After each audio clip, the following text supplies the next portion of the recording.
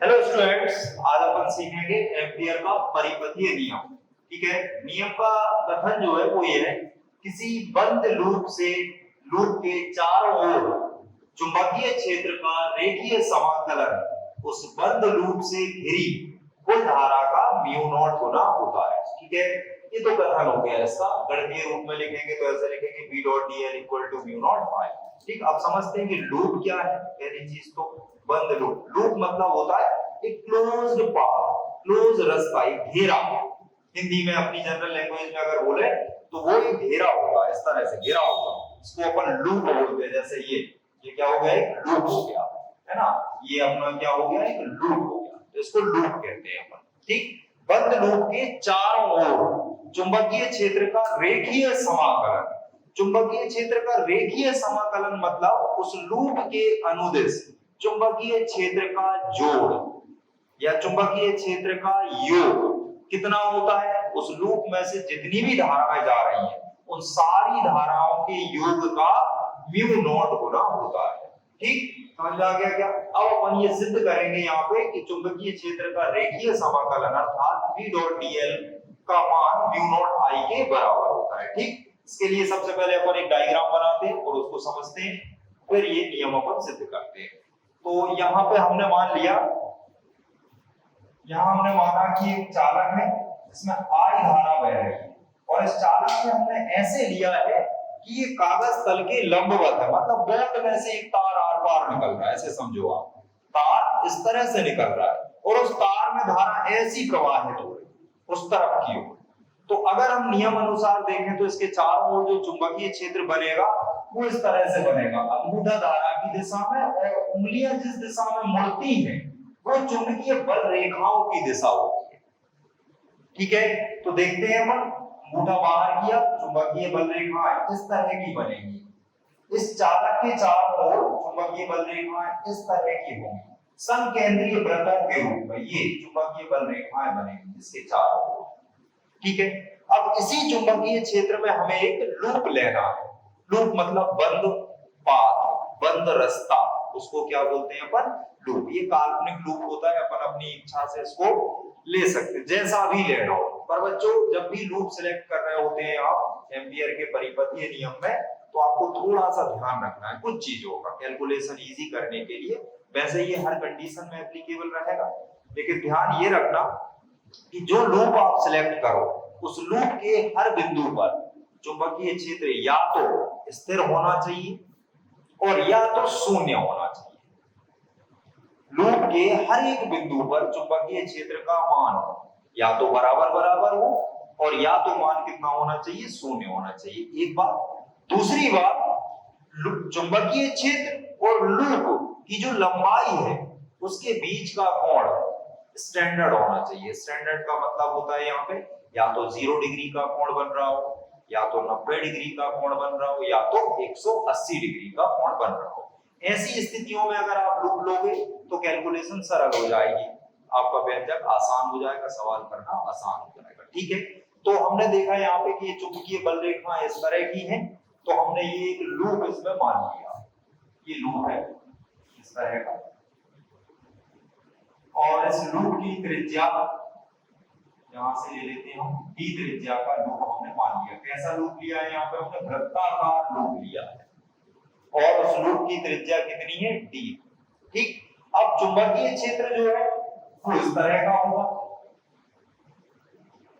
Tangent खींचते हैं इस पे अपन, ये चुंबकीय क्षेत्र की दिशा है, ये बिंदु। ठीक, रेखीय समाकलन ज्ञात करने के लिए अपन इस लूप की लंबाई पे एक छोटा सा टुकड़ा लेते हैं जिसको हम अल्पांश कहते हैं। ठीक, तो ये अल्पांश ले लिया हमने, बिल्कुल छोटा सा dl। dl की दिशा भी इसी दिशा में होती है, b की दिशा और dl की दिशा एक ही है अभी फिलहाल। dl भी लंबाई के अनुदिश, क्योंकि लंबाई का टुकड़ा है तो उसकी दिशा हमेशा कहां होगी, वृत्त की लंबाई की दिशा में ही होगी।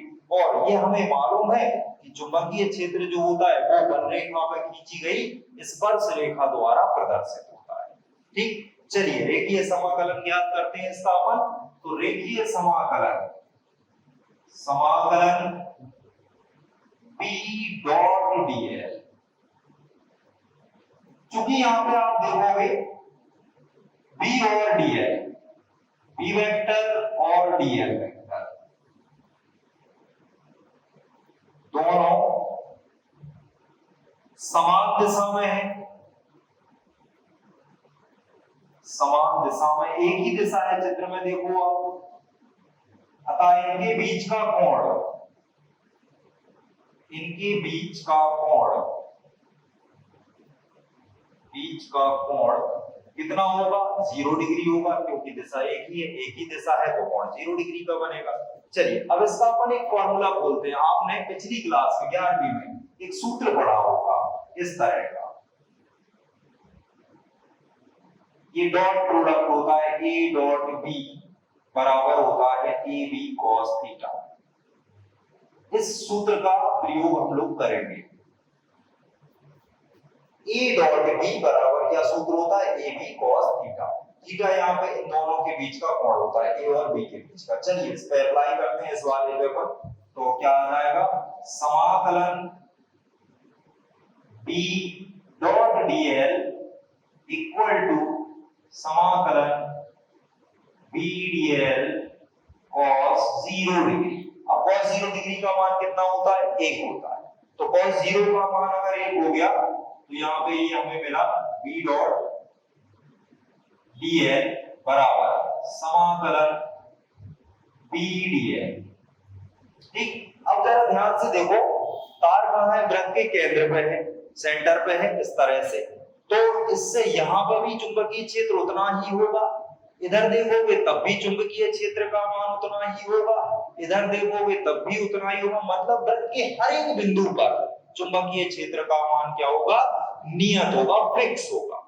तो फिर इसको हम बाहर करते हैं समाकलन से, और ये बनता है बी डॉट डीएल बराबर, बी बाहर हो गया, समाकलन डीएल, समाकलन का मतलब होता है जोड़, योग, ठीक, तो समाकलन डीएल मतलब ये डीएल क्या था, इस वृत्त की छोटी सी लंबाई थी और समाकलित हो रही है वो लंबाई, इसका मतलब है कि इस वृत्त में ऐसे जितने छोटे छोटे छोटे टुकड़े थे उन सारे टुकड़ों का जोड़।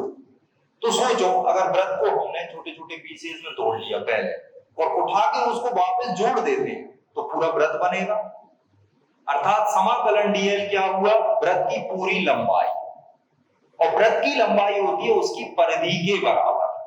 अब वृत्त की परिधि कितनी होती है, वृत्त की परिधि होती है, पढ़ी होगी 10th क्लास में आपने, वृत्त की परिधि, वृत्त की परिधि होती है 2 पाई आर, 2 पाई आर, आर की जगह यहाँ त्रिज्या कितनी है, डी, तो वृत्त की परिधि हो गई कितनी, 2 पाई डी। वापस से अपन ये मान यहाँ पे रखते हैं, समाकलन डीएल की जगह पे हम कितना लिखने वाले हैं, 2 पाई डी। तो फिर देखते हैं अपन, मैं इसको मिटा रहा हूं, ये आपने नोट कर लिया होगा। चलिए मान रखते हैं अपन इसमें, तो आएगा यहाँ पे B dot DL, B dot DL बराबर बी इंटू 2 पाई डी, ये अपना एक समीकरण है, यहाँ तो कोई दिक्कत बच्चों, कोई प्रॉब्लम नहीं। अब हमने बायो सेवर्ट नियम में ये पढ़ रखा है कि अनंत लंबाई के सीधे धारावाही चालक तार के कारण डी दूरी पे जो चुंबकीय क्षेत्र की तीव्रता होती है वो होती है बायो सेवर्ट नियम से, बायो सेवर्ट नियम से सीधे लंबे चालक के कारण डी दूरी पर चुंबकीय क्षेत्र, डी दूरी पर चुंबकीय क्षेत्र, क्या सूत्र बताया था आपको हमने, ये सूत्र था म्यू नॉट अपॉन 4 पाई 2 आई अपॉन डी, टेस्ला, ये यूनिट होता है इसका टेस्ला। तो कितना क्षेत्र होता है, म्यू नॉट अपॉन 4 पाई 2 आई अपॉन डी। वापस यहाँ पे वैल्यू पुट करते हैं बी की जगह पे, बी की जगह पे हम वैल्यू पुट कर रहे हैं तो कितना आंसर आएगा अभी देखते हैं, इसको भी मिटा दे रहे हो। चलिए बच्चों, समाकलन मान रख रहे हैं हम यहाँ पे b डॉट dl बराबर, अब b की जगह कितना लिखना है आपको, b की जगह लिखना है आपको म्यू नॉट अपॉन 4 पाई 2i अपॉन d, ठीक, म्यू नॉट अपॉन 4 पाई 2i अपॉन d इनटू ये कितना 2 पाई d, पाई से पाई कैंसिल हो गया, d से d कैंसिल हो गया, 2 से 2 टाइम ये और 2 से ये कैंसिल हो गया, फाइनली आपके पास आता है समाकलन b डॉट dl बराबर म्यू नॉट i। यही सिद्ध करना था हमें, यही एम्पीयर का परिपथीय नियम होता है, किसी बंद लूप के चारों ओर चुंबकीय क्षेत्र का रेखीय समाकलन बंद लूप से घिरी कुल धारा का म्यू नॉट होना। ठीक है बच्चों, थैंक यू।